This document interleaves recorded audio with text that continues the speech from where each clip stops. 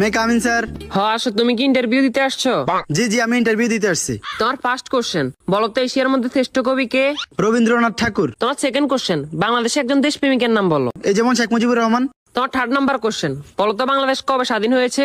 হওয়ার কথা তো ছিল 1948 সালে, কিন্তু 1971 সালে 16 ডিসেম্বরে স্বাধীন হয়েছে। তোমার লাস্ট কোশ্চেন, বলো তো আকাশে কয়টি তারা আছে? এটা তো এখনো জানা যায়নি, এটা নিয়ে বিজ্ঞানীরা গবেষণা করতেছে। তুমি এবার আসতে পারো। কি ও ভাই ইন্টারভিউ দিয়ে আসছেন? হ্যাঁ ভাই, ইন্টারভিউ দিয়ে আসছি। কি কি কোশ্চেন আইলো? কোশ্চেন তো মনে নাই, কিন্তু উত্তর মনে আছে।